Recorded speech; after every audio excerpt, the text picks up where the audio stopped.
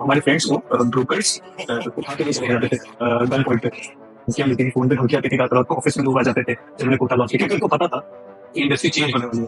ठीक है, फंड के लिए नहीं गए थे ऑनेस्टली, तब ये ऑलरेडी एथ36 इन्वेस्टर्स जो कि बैठे हमने इन लोगों में से एक है शार्क। जनरली उन कंपनी से हैं अपने को फंडिंग कंपनी से, जहाँ पे फर्स्ट चेक है, फर्स्ट इन्वेस्टर बनते हैं शार्क मोस्टली। तीसरा एक मेजर रीजन ये दिखता है मुझे कि इस पॉडकास्ट में उन्होंने सब बताया कि कैसे उनके साथ इनिशियली स्कैम हुआ, फिर उन्होंने अपने कॉलेज कंपटीशन में ये आइडिया पिच करा और अब होमवर्सिटी कहाँ पहुंच रही है। आई होप आप वीडियो एंड तक देखें, चैनल को सब्सक्राइब करना बिल्कुल ना भूले और मेरे को कमेंट सेक्शन में बताएं कि अब आपको नेक्स्ट फाउंडर शार्क टैंक का कौन सा लाना है।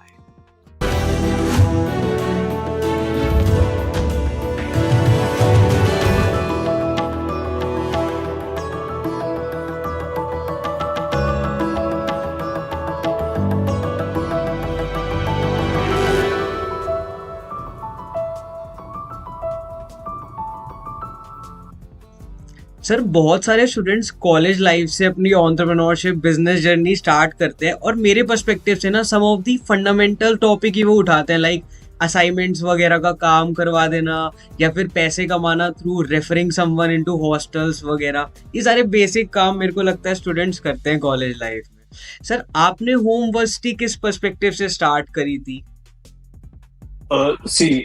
Aarav, I had pleasure meeting you first and Homeversity start करने का सिंपल एजेंडा ये था कि जब मेरा एडमिशन हुआ था देहरादून में यूपीएस में, सो जस्ट फाइनल जब ओरिएंटेशन क्लासेस होती है ना, जब फर्स्ट क्लासेस शुरू होती है उसके 3-4 दिन पहले हमें एक मेल आया कि यार आपको ऑफ कैंपस अकोमोडेशन बुक करना पड़ेगा, इन कैंपस सीट्स नहीं होती हैं और वो जो 7-8% सीट्स होती है वहाँ पे भी गर्ल्स को फर्स्ट प्रायोरिटी दी जाती है। सो अब मैं पटना से हूँ, मैं पटना से पहली बार देहरादून जा रहा था, तो मेरी मम्मी और मेरे फादर भी मेरे साथ जा रहे थे एंड हम लोगों ने इंटरनेट पे ढूंढने की कोशिश, मेरे भैया भी साथ में, हमने इंटरनेट पे ढूंढने की कोशिश की यार कुछ तो ऑप्शन मिल जाए, बट OLX और कुछ येलो पेजेस के अलावा कुछ था नहीं, जस्ट डायल के अलावा कुछ था नहीं, और हम सबको पता है वो सब क्या है, right? Same phone number, same description, सब कुछ सेम, राइट? सो बड़ी मुश्किल से समहाउ मुझे एक सीनियर का नंबर मिला, उसने मुझे व्हाट्सएप पे एक ओनर का नंबर दिया, प्रॉपर्टी ओनर का। उस ओनर से हमने जब बात की तो उस बंदे ने हमें 7-8 फोटोज भेजी, ये बता दिया कि हॉट वाटर टाइमिंग सही है, रेंट है, ये वो है, और आप 25,000 का डिमांड ड्राफ्ट दे दो, हम आपके लिए सीट बुक कर देते हैं। और हमें करना पड़ा क्योंकि टाइम नहीं था। जब वहां पहुंचे तो पता चला ना फोटोज हॉस्टल की है, ना सर्विसेज बोले वो ऐसे कुछ है, और कैंसिलेशन का तो कोई स्ट्रक्चर ही नहीं है वहां पे, ठीक है? और मतलब काइंड ऑफ स्कैम ही समझो, ठीक है? सो और ये सिर्फ मेरे साथ नहीं हुआ था, ऑलमोस्ट ज्यादातर स्टूडेंट्स के साथ ये हो रहा था, क्योंकि कोई विजिबिलिटी नहीं थी इस इंडस्ट्री में, ठीक है? Exactly. और फिर जब मैंने पता किया तो मेरे बाकी फ्रेंड्स जो बाकी यूनिवर्सिटीज में हैं, दिल्ली में, चेन्नई में, मुंबई में, हर जगह, उनको भी ये प्रॉब्लम्स हो रही थी। तो धीरे धीरे हमें समझ में आया कि यार इंडिया में ना इतनी यूनिवर्सिटीज हैं, 50,000 से ज्यादा, मैंने पिछले भी बोला था अपने शार्क टैंक पे, राइट? इतने करोड़ स्टूडेंट्स हैं जो हर साल एनरोल होते हैं, बट फिर भी क्यों एक हॉस्टल का प्लेटफॉर्म नहीं है? होटल्स की इतनी सारे प्लेटफॉर्म्स हैं, राइट? और बस इसी के साथ एक बिजनेस प्लान कॉम्पिटिशन हुआ कॉलेज में, मैं 3rd ईयर में था जैसे आप हैं, और उसका नाम एनुअल बिजनेस प्लान कॉम्पिटिशन। तो उसमें ऐसा था कि 20 years and above students participate कर सकते हैं। मैं उसी एज ग्रुप में था, मैंने पार्टिसिपेट किया था इसी आइडिया के साथ। मेरे एक टीचर ने बोला था कि सौरभ आप हमेशा बोलते हो कि बहुत प्रॉब्लम हुई, तो उनकी आज मुझे लाइन याद है कि प्रॉब्लम आपकी है, देश आपका है, सॉल्यूशंस भी आपको ही बनाने पड़ेंगे इस देश के लिए। तो इसी एजेंडा के साथ हमने पार्टिसिपेट किया था। यार हमें कुछ पता है, मैं इंजीनियर हूँ, computer science engineer, software engineer, जैसे कि आप अगेन, राइट? तो बिजनेस की बात ना कुछ पता होता है हमें उस समय। अपने फादर से वो MBA हैं, उस समय जब MBA नहीं होते थे ज्यादातर लोग, ठीक है? तो उनसे मैंने जाना, उन्होंने मुझे फोन पे, मेरे फैकल्टी ने उन लोगों ने मुझे डेक बनाना सिखाया धीरे, और वो हम कॉम्पिटिशन जीत गए जिसमें पूरे इंडिया से लोगों ने पार्टिसिपेट किया था। अरे वाह! मुझे समझ में आया कि ओके, ये प्रॉब्लम सच में बड़ी है, क्योंकि लोगों को ये समझ में आ रही है प्रॉब्लम। तो वहां से शुरुआत। ओके सर, आई थिंक एक इंजीनियर कुछ भी कर सकता है। मैं हमेशा कहता हूँ कि मेरे फैमिली में भाई इंजीनियरिंग तो करना मैंडेटरी है। आप इंजीनियरिंग के बाद इंजीनियरिंग फील्ड में जॉब करे ना करे, बट मेरा ये मानना है कि इंजीनियरिंग आपको एक तरीका सिखाती है प्रॉब्लम सॉल्विंग के अप्रोच को बनाने का, वो कोई और नहीं सिखाता है। Well said sir, well said. Sir when you get into the industry आपको आई थिंक पता होगा कि इसमें कितने कॉम्पिटिटर्स वगैरह है। लोकली तो सब लोग इसको कर रहे हैं, बट आपने इसको एक अच्छे लेवल पे मोनेटाइजेशन कर कर स्केल कर दिया बिजनेस को। तो आप उन कॉम्पिटिटर्स से, उन लीकेजेस से अभी कैसे टैकल कर रहे हो? इंटरेस्टिंग स्टोरी सुनोगे? बहुत इंटरेस्टिंग स्टोरी। Definitely sir. जब हमने कोटा लॉन्च किया था, कोटा काइंड ऑफ हॉस्टल्स का हब है इंडिया का, ठीक है। लाखों बच्चे, 4 से 5 लाख बच्चे हर साल आते हैं, हजारों हॉस्टल्स में जाते हैं। तो वहाँ पे लोकल ब्रोकर्स का काइंड ऑफ माफिया हो जाता है, ठीक है, जो कंट्रोल करते हैं। जब हमने पहली बार वहाँ पहुंचे इसी टी शर्ट में, वहाँ जब हम लोग पहुंचे, आप सर कौन से ईयर में थे? तो मैं कॉलेज के 3rd ईयर में था सर। ओके। 40 मिनट स्टार्ट हो रहा था, 6-7 सेमेस्टर स्टार्ट हो रहा था। ओके। तो मैं स्टूडेंट था, राइट। तो मैं कोटा गया और मैंने कॉलेज से ना, मेरी कॉलेज ने बहुत सपोर्ट किया था, मुझे कुछ लीव दे दी थी कि मैं जाऊँ फील्ड पे काम करूँ। तो मैं गया कोटा, तो वहाँ पे मैंने अपने साथ फ्रेंड्स को लेके गए थे। हमारे फ्रेंड्स को ब्रोकर्स उठा के ले चले जाते थे गन पॉइंट पे, ठीक है। ओके। जैसे गोला लॉन्च हुई थी तो उसकी कैब्स को बहुत परेशान किया जाता था, लोकल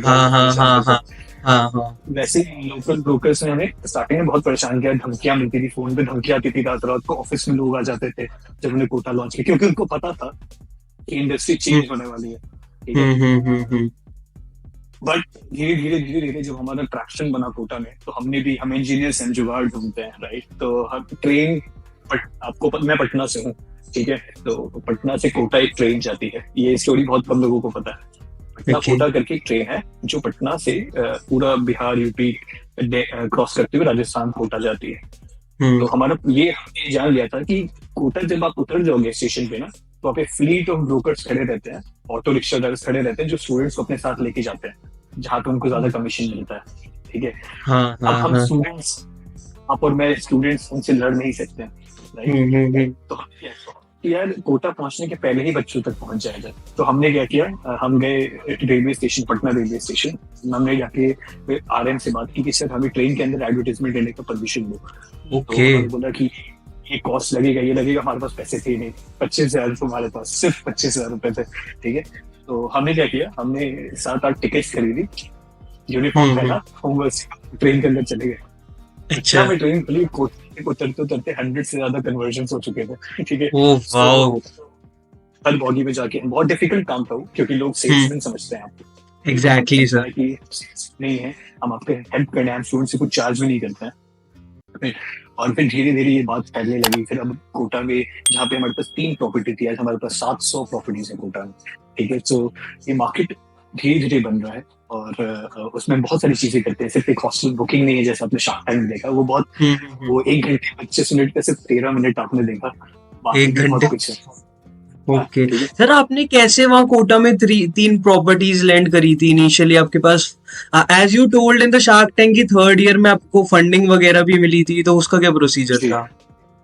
तो जब हमने वो बिजनेसमैन कॉम्पिटिशन जीता ना, तो ये 2018-19 की बात बता रहा हूँ मैं आपको, राइट। उस समय शार्क टैंक इंडिया में नहीं था, लोग स्टार्टअप के बारे में उतना जानते नहीं थे।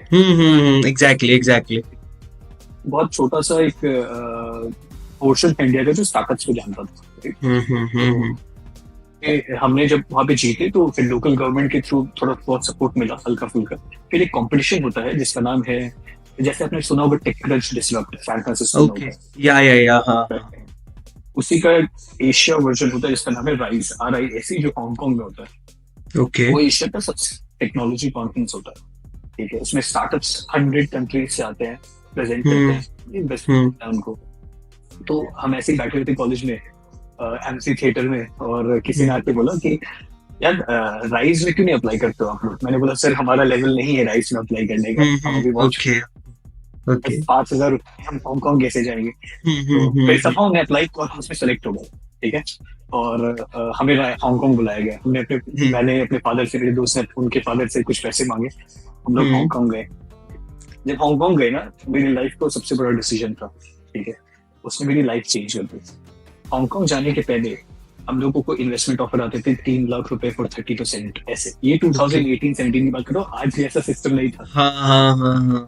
किसी को कुछ भी मिल जाता है, ठीक है। तो फिर जब हांगकांग गए तो हमें डील्स मिलने की करोड़ों में, राइट।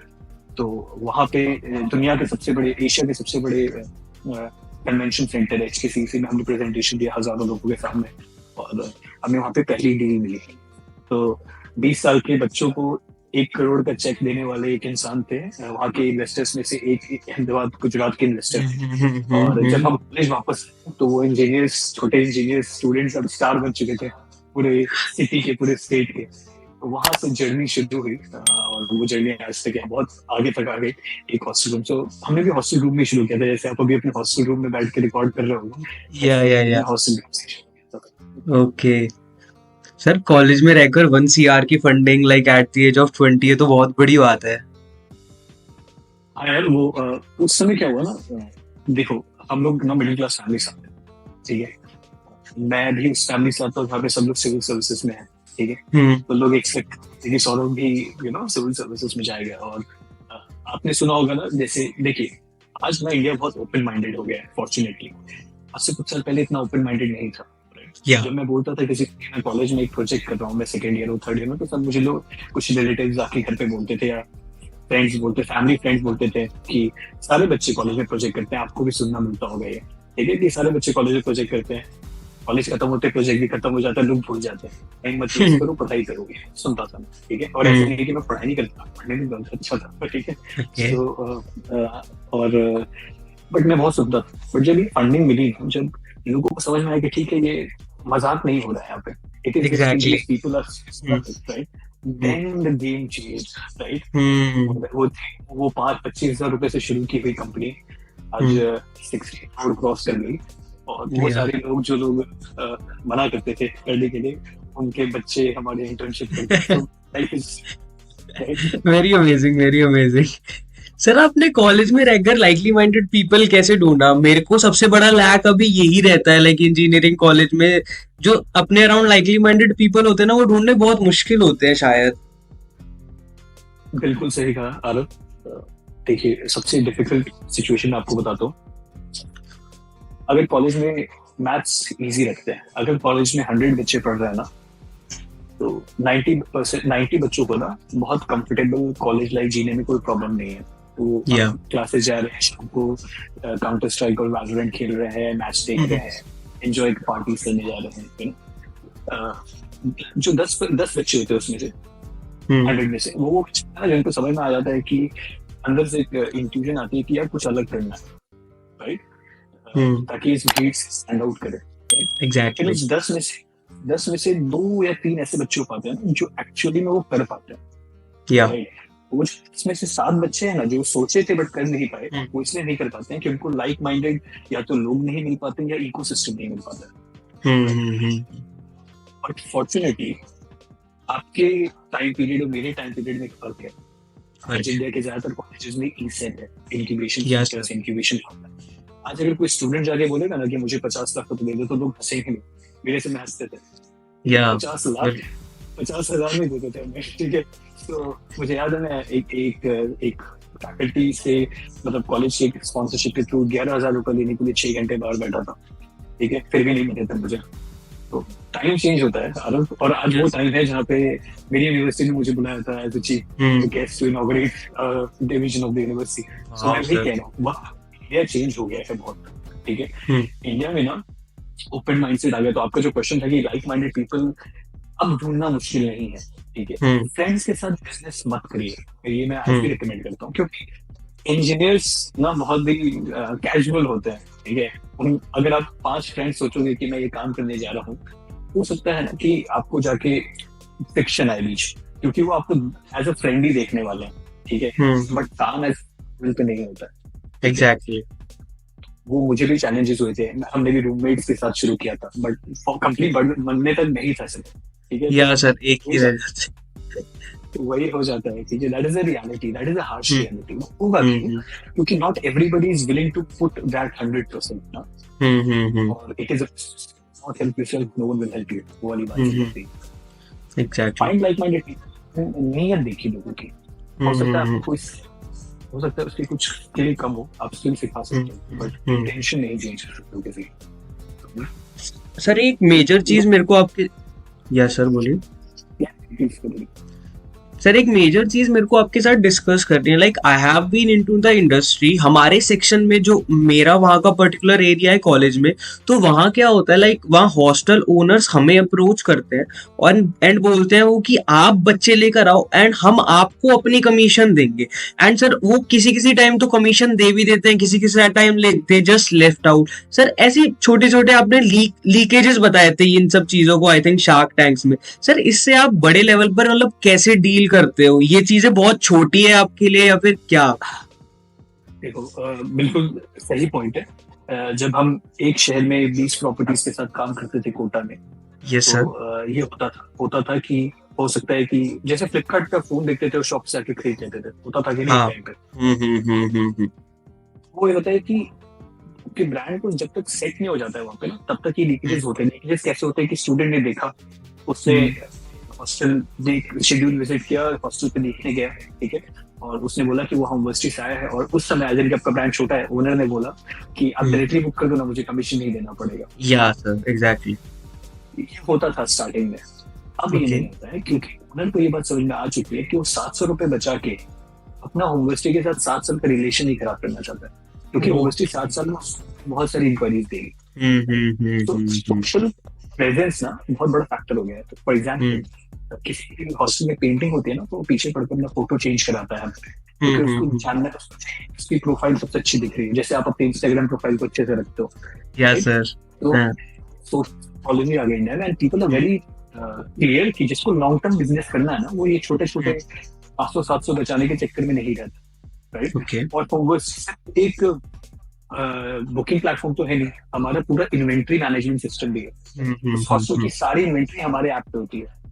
तो अगर स्टूडेंट वहां पे गया और हमसे बुक नहीं भी किया, या कोई वॉकिंग कस्टमर भी आके बुक किया, उसका चेक इन हमारे ऐप पे होगी।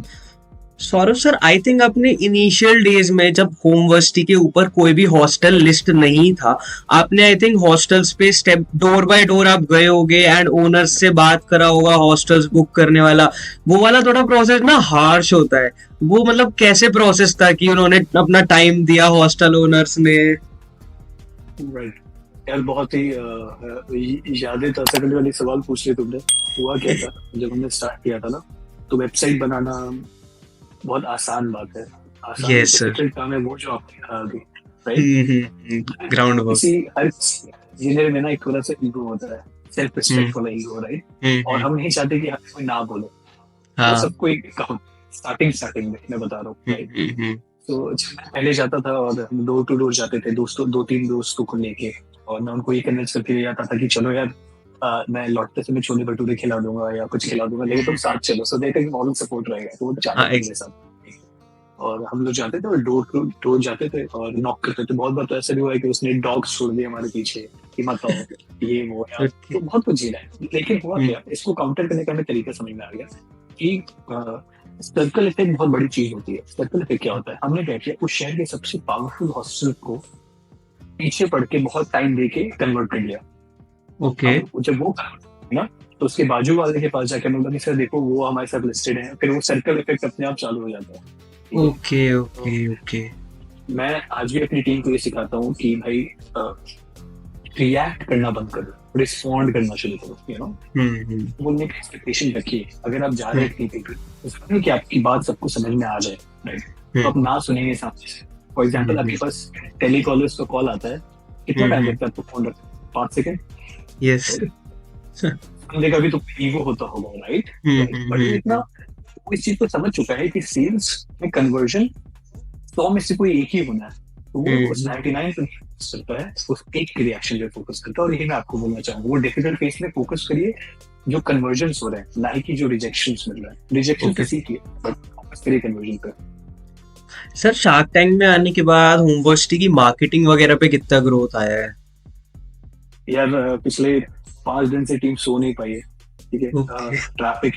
ट्रैफिक इतना हाई है, और नॉर्मल डेज पे पर मिनट 50-60 लोग प्लेटफॉर्म पे रहते थे, लाइव सेशंस एक्टिव रहते थे।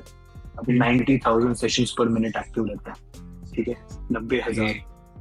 तो वो अपटिक जो है वो, फॉर एग्जांपल लिंक्डइन खूब हाइपर एक्टिव है अभी हमारा, इंस्टाग्राम हाइपर एक्टिव है, कॉल्स इंडिया के कोने कोने सारे, चेन्नई से, सिक्किम से, नेपाल से, every part of the country से, क्योंकि हॉस्टल्स की प्रॉब्लम हर जगह है लोगों को। या सर, सिर्फ नहीं हॉस्टल बच्चों के नहीं, हॉस्टल ओनर्स के लिए कि आप हमारे साथ के लिए करिए। तो हमारा जो प्राइमरी रिसर्च का काम था ना, वो शार्क टैंक ने कर दिया। ठीक है, ओके, इंडिया के कोने कोने में लोगों को पता है कि अगर हम बाहर जा रहे हैं तो क्या करेंगे, देखना कहाँ है, एक बार आके हमें बस वही चाहिए, आप एक बार आके देखो, हमारे पास बाकी सर्विसेज है जो आप जरूर लोगे। ओके। Yes sir. सर, आपको क्या क्या फीडबैक्स मिले शार्क से बेसिकली? राइट, अगर आपने एपिसोड देखा होगा, यस सर। एपिसोड बहुत सरप्राइजिंग था for the common audience also, क्योंकि यूनिवर्सिटी वहां पे गई थी with very big problem and very big solution and a good team and everything, and yet वहां पे डील नहीं मिली, व्हिच वाज वेरी शॉकिंग, क्योंकि ये एक्चुअल प्रॉब्लम है। यस। जो फीडबैक मिला वो पूरा मिक्स था। फॉर एग्जांपल विनीता का जो फीडबैक था कि 13,000 रेंट बहुत ज्यादा नहीं है, ज्यादा बहुत एवरेज रेंट है 13। या सर, इवन या मैं भी बिल्कुल उस पॉइंट से था। मेरा खुद हॉस्टल का 11 to 12,000 रेंट है ही। अब अगर YouTube में जो वीडियो डली है साइट इंडिया के, उस पे कमेंट्स जाके पढ़ो तो लोग यही बच्चे ही कमेंट करे, यार मैं 20,000 के रूम में बैठ के ये वीडियो देख रहा हूँ, क्यों अब शौक क्यों 13,000 में। एग्जैक्टली। दूसरा था कि 3 मंथ रिटेंशन। सवाल अगर आपको याद हो तो उनका सवाल था बुकिंग ड्यूरेशन क्या है एवरेज। बुकिंग ड्यूरेशन 3 मंथ है, बट रिटेंशन 3 मंथ नहीं है। उन्होंने उसको 3 मंथ रिटेंशन समझा। मैंने काफी समझाने की कोशिश की, अमन ने भी काफी समझाने की कोशिश की कि वो फ्रेंड्स के साथ शिफ्ट हो जाते हैं या वहां पे कंटिन्यू भी करते हैं। सो जो फीडबैक मिला ना, मैं हमेशा फीडबैक को पॉजिटिवली लेता हूँ, बट फीडबैक में कोई ऐसे रितेश के पॉइंट अच्छे लगे मुझे कि आप कुछ शहरों पे फोकस करें। ठीक है, हम ऑलरेडी कोटा के काफी प्रोमिनेंट प्लेयर हैं, देहरादून के काफी प्रोमिनेंट प्लेयर्स हैं। देहरादून के 120 में से 97 प्रॉपर्टीज हमारे साथ। ठीक है, सो फीडबैक थोड़ा मिक्स ये था, क्योंकि हमें ऐसा लगा कि शायद उनको ये प्रॉब्लम का स्केल नहीं पता चला। Exactly. No disrespect to companies who are making product-based things, chips, chocolate, and pastries, but there is a other side of the story which are startups that are really solving a problem. तो उसको समझिए, उसके vision को समझिए। For example, Amazon Marketplace versus AWS. Marketplace तो सबको, AWS से सबसे ज्यादा रेवेन्यू आता है, वो सबको नहीं पता। वैसे ही यूनिवर्सिटी की हेल्दी से सबसे ज्यादा रेवेन्यू आता है, जिसकी जिक्र वहाँ पे नहीं हुई, जिक्र नहीं हुई। तो वैसे भी फंड रेज के लिए नहीं गए थे ऑनेस्टली, पता वी ऑलरेडी हैव 26 इन्वेस्टर्स जो कि इंडिया के प्रोमिनेंट लोगों में से एक है। सर, आपको क्या एक मेजर फैक्टर लगता है जिससे आपको फंडिंग नहीं मिली शार्क टैंक? सच्चाई सुनना चाहोगे या जो मुझे बोलना चाहिए वो बोलूं, या जो सच है वो बोलूं, बताओ। एग्जैक्टली सर, आप बिल्कुल रियल रहिए। देखो, कोई ऐसा स्टेटमेंट नहीं देना चाहता जो कंट्रोवर्शियल हो। अभी जितने भी जगह मैंने इंटरव्यूज दिए, मैं अवॉइड कर रहा हूँ ये चीज, बट मैं ऑनेस्टली बताता हूँ, shark tank first of all D2C brands के लिए है, product based. Shark tank generally उन कंपनीज के लिए है, आप देखो फंडिंग उन कंपनीज के लिए जहाँ पे फर्स्ट चेक लिखता है, फर्स्ट इन्वेस्टर बनते हैं शार्क, मोस्टली देखोगे आप। हाँ, ऐसी कुछ कंपनीज भी होंगी जहाँ पे इन्वेस्टर्स हैं। तीसरा एक मेजर रीजन ये दिखता है मुझे कि Oyo somehow is also a competitor down the line, is also a competitor anyways, right? Okay. So एक unspoken stat था वहाँ पे कुछ जो मैं कह नहीं सकता अभी, but reasons because यूनिवर्सिटी का कोई भी ऐसा रीजन नहीं था जिस वजह से उसको फंड ना मिले मेरे हिसाब से। इट्स बिग, कोई भी ऐसी कंपनी जो होती है जो कि एक बड़ा मार्केट में बड़े प्रॉब्लम को सॉल्व करे, उसको सेट करने में टाइम लगता है, ओवरनाइट नहीं होता है। Amazon, Zomato, Ola ओवरनाइट नहीं बने। Zomato को भी करना पड़ा, जहाँ पे उसने लिस्टिंग्स की, डेटा बनाया, पेमेंट स्ट्रक्चर सेट किया, मार्केटिंग, तब जाके मोनेटाइजेशन हुआ, राइट? Yes sir. मैं कोई पेंसिल बॉक्स तो बना नहीं रहा कि आज बनाया कल से सेल करना शुरू कर दिया उसको, राइट?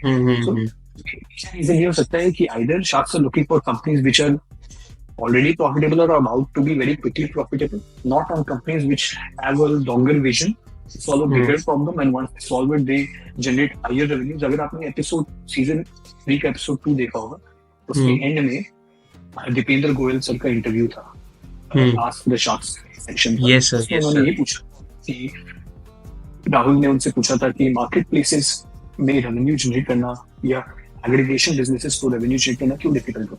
उसको बहुत अच्छा आंसर उन्होंने दिया था कि डिफिकल्ट नहीं होता है, एक हम्म। सेट टाइम पीरियड और एक सेट प्रोसेस होता है। यस तो करने के बाद जब आपका बेस सेट होता है तब जाके आप रेवेन्यू जनरेट करते हो, और जब जनरेट करते हो तो बहुत ज्यादा जनरेट करते हो क्योंकि बेस बन चुका होता है, राइट? सो हमारा एजेंडा है, तो शायद एक यही फैक्टर था जिस वजह से शायद उनको ऐसा लगा होगा। बट एज ए मेंशन, वहाँ पे हम फंड रेज करने नहीं गए थे। हमारा एजेंडा था कि बच्चों तक ये बात पहुंचाएं कि यार आप जब बाहर जा रहे हो ब्रोकर्स के पास मत जाओ, एक बार आके वेबसाइट पे सर्च कर लो, आपका काम हो जाएगा। Yes sir. सर आपके क्या फ्यूचर के प्लान्स है, अब क्या क्या आप ऑप्टिमाइजेशन करोगे होमवर्सिटी में? और सो होमवर्सिटी जैसा लोगों को अब पता है कि it's a group of service, booking तो सिर्फ एक एंट्री है।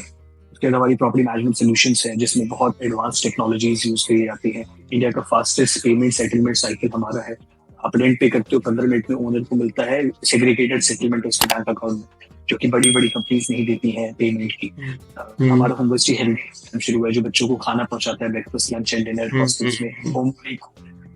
हमारी बहुत सारी और भी चीजें शुरू होने वाली है। एजेंडा ये है कि बिना प्रॉपर्टी को लीज के लिए उस प्रॉपर्टी की सर्विसेज को फिक्स करके प्रॉपर्टी के स्टैंडर्ड्स को बढ़ाया जाए और एक बड़े मास ऑफ ऑडियंस तक इसको सर्व किया जाए। तो in next coming months and years आप होमवर्सिटी को इंडिया के कोने कोने में एक अच्छा सर्विस, एक अच्छा अकोमोडेशन एक्सपीरियंस देते हुए बच्चों को देखेंगे। बहुत जरूरी। All the very best Saurabh sir, thank you so much for your presence. आपसे बात कर ना एक रियल टच मिला, लाइक कैसे ग्राउंड प्रॉब्लम्स को हम सॉल्व कर पाते हैं। बिल्कुल, and thank you Aarav for having me. And I would just say कि आप भी जो कर रहे हो उसको कंटिन्यू करो, चाहे लोग जो बोले। जरूरी नहीं कि आपकी विजन को लोग समझे, और समझाना आपका काम भी नहीं है। आपका Yes, sir. काम उस चीज को समझा देगा जब समय आएगा। So have patience, have faith and chase your dreams. Thank you.